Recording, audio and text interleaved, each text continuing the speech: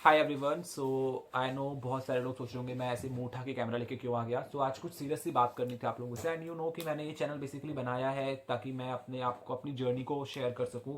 सो ये मेरा first face video होने वाला है एंड इस वीडियो में हम बात करने वाले हैं अबाउट माई जे जर्नी जो अभी तक जारी है। एंड एज यू नो कि आज तो सिटी इंटीमेशन में आ चुका है एंड 21 से हमारे एग्जाम है जे के। तो अभी हम लोग बात करते हैं कि क्या क्या सीन चल रहा है और मेरे कितने कितने नंबर आ रहे हैं मॉक में। तो फटाफट अगर पहले तो सबसे पहले ना आप लोग अपने मॉक के नंबर बता दो कमेंट में कि आप लोग कितना स्कोर कर रहे हो। तो अगर मैं अपनी बात करूं, देखो तो मेरे मॉक में है सच तो कुछ खास आ नहीं रहा है। एज अ ड्रॉपर भी मेरे नंबर 100 या 120 ही आ रहे हैं। अभी मैंने सबसे पहले एक मॉक दिया था जो मेरा प्रिपरेशन उसमें उतनी अच्छी नहीं थी, तो उसमें मेरे 50 के अराउंड ही गए थे। फिर थोड़ा बहुत और पढ़ के वो इंक्रीज हुआ और अब जो मैंने फुल सिलेबस टेस्ट देने स्टार्ट करे हैं वो मेरे 120 आ रहे हैं। एंड वो भी मेरे उनमें जा रहे हैं जो जेई के लाइक प्रीवियस ईयर पेपर्स हैं। अगर मैं जैसे अभी मैं आकाश के अंदर हूँ तो अभी मैं उसकी टेस्ट सीरीज दूंगा तो आकाश की टेस्ट सीरीज का लेवल थोड़ा सा हाई आता है।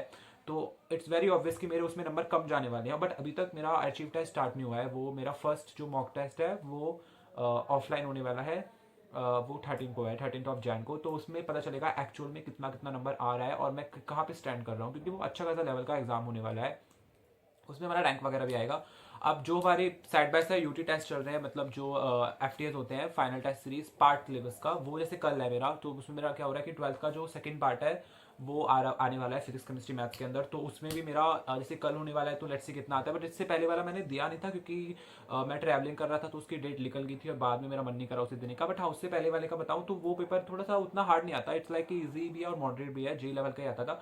तो उसमें स्वभाव मेरा अराउंड वही है, 80s 90s में ही बन रहा है। तो वो मेरी जो सर्कल है जब वो उधर के उधर ही घूम रहा है, तो एज सच तो कुछ खास जा नहीं रहा।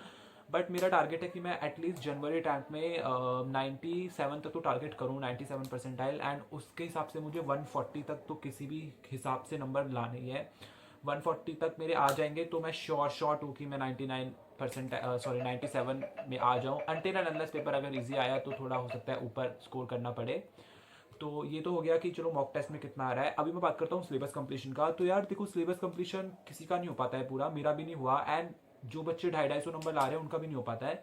फिजिक्स में बोल सकते हो कि मैंने ऑलमोस्ट 80% सिलेबस कर लिया है। मैंने सिर्फ एक चैप्टर छोड़ा है 12th का, विच इज रे ऑप्टिक्स। और 11th में रोटेशन एज यूजुअल वो बहुत बेकार चैप्टर है। मैं उसे सोच रहा हूँ मेंस 2 के लिए उसे करूँ, मेंस 1 के लिए वो करना it's like a waste of time. And gravitation मैंने छोड़ दिया, आई डोंट नो क्यों। मतलब ग्रेविटेशन तो इजी चैप्टर था बट मुझे वो इजी नहीं लगता पर्सनली, मेरा कोई इंटरेस्ट नहीं है ग्रेविटेशन चैप्टर में, तो मैंने उसे लीव कर दिया।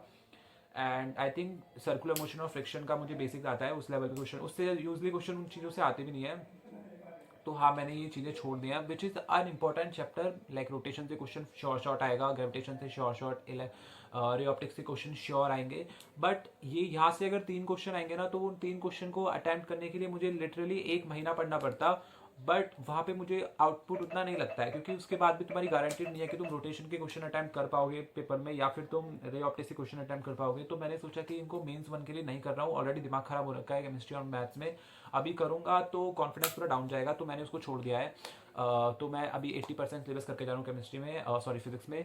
अब बात करूँ केमिस्ट्री की, तो यार मेरी ना ऑर्गेनिक बहुत ही गंदी है। मतलब मेरे को ऑर्गेनिक समझ ही नहीं आ रही। तो मैंने ऑर्गेनिक में सिर्फ फिजिकल अच्छा करा है और इनऑर्गेनिक। फिजिकल इनऑर्गेनिक मैंने अच्छे से करी है, बाकी उसमें ऑर्गेनिक में मैंने बायोमोलिक्यूल्स पढ़ा था। But honestly it was very bad chapter. पूरे मेरे जेई की जर्नी का सबसे वाहियात चैप्टर अगर कोई अभी तक गया है वो बायोमोलिक्यूल्स है, जिसे मैंने प्रॉपर 4 बार तक पढ़ लिया होगा, मुझे कुछ भी समझ नहीं आ रहा उसमें।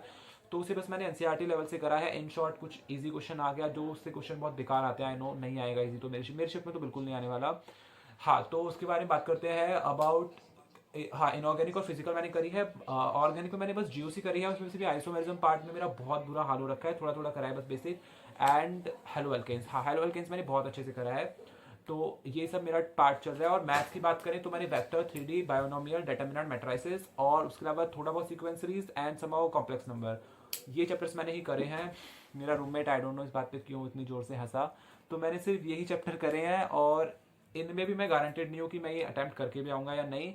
बट आई होप कि मैथ्स में कैसे कैसे करके बस 30 नंबर आ जाए। और मेंस 2 के लिए तो मेरा टारगेट है कि मेंस 2 में मुझे अपनी मैथ्स अच्छे से करके जानी, क्योंकि संभावना मैं मैथ्स में स्कोर अच्छा मतलब उतना कर नहीं पाता। बट द थिंग इज, अगर मैं चैप्टर अच्छे से करूंगा ना मैथ्स में, तो 40 तक मेरे आ सकते हैं, जो मेरे उतने केमिस्ट्री में नहीं आएंगे। आई नो, मतलब केमिस्ट्री में 240 से ज़्यादा ही आएंगे। बट मुझे ज़्यादा स्ट्रगल करना पड़ता है केमिस्ट्री में नंबर लाने के लिए एज कम्पेयर टू मैथ्स। तो आई थॉट कि यार केमिस्ट्री मैथ्स को मेंस 2 में प्रॉपर करके जाना है। तो देखो ये मेरा मेंस 1 का सिलेबस था, जो मैंने आधा अधूरा कुछ यहाँ से छोड़ दिया, कुछ यहाँ से छोड़ दिया, ऐसे से कंबाइन करके, क्योंकि जेई का सिलेबस बहुत बड़ा है, टोटल 90 चैप्टर से भी ज़्यादा है। सारा करने बैठोगे ऑब्वियसली सी बात है आपकी बैंड बच जाएगी। और जितने मेडिकल इशू, जितनी इमरजेंसीज मेरे साथ 2025 में हुए हैं ना, आई कैन बैट किसी के साथ नहीं होंगे। लाइक आई रिमेंबर मेरा 2 महीने बेड रेस्ट था, उसके बाद आई स्टार्टेड माई जर्नी, फिर से जुलाई से स्टार्ट करा मैंने, और जुलाई से अगस्त तो मुझे कोचिंग में फिर मेंटेन करने में गया। तो बहुत डिस्टर्बिंग टाइम मेरा गया है, last year was fucking disturbing.